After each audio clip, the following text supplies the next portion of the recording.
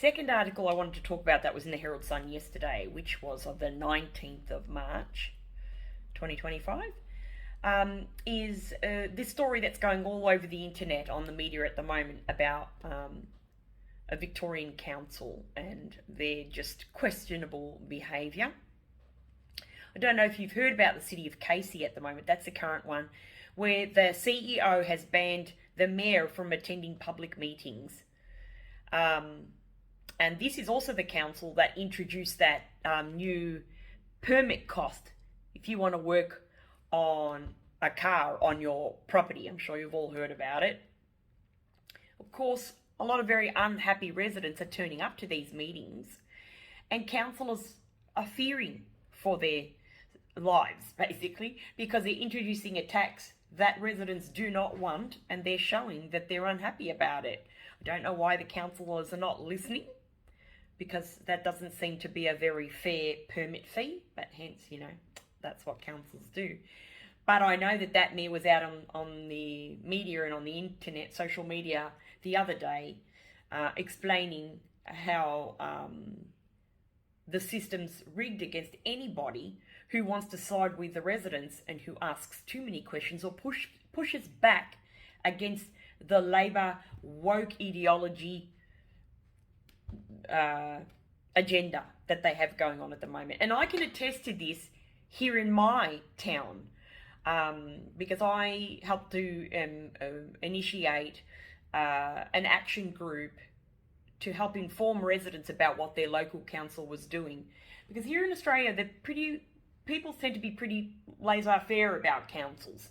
They don't really think much about them, not realising that councils have a lot of power and affect your daily lives every day.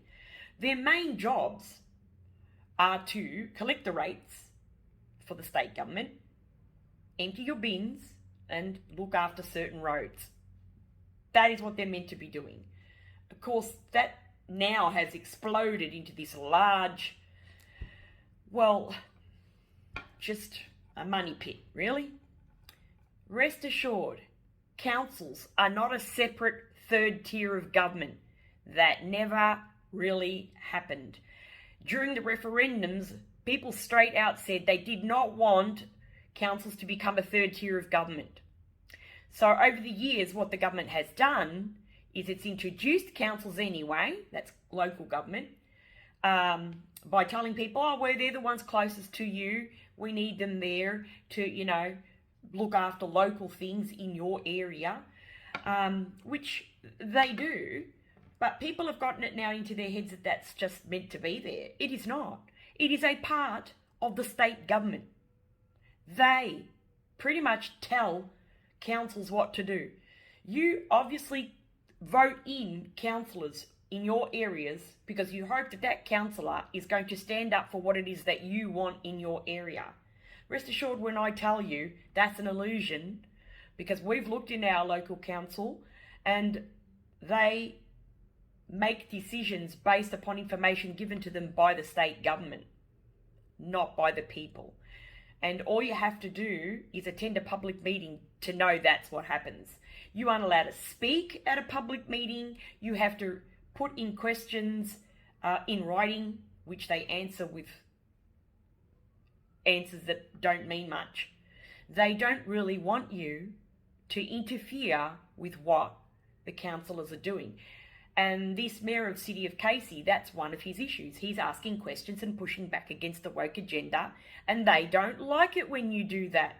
It's across the board at every council, including our council, where we've got one particular councillor who asks questions they don't like and gets bullied and harassed at every meeting because they're trying to shut her down. They don't want her there.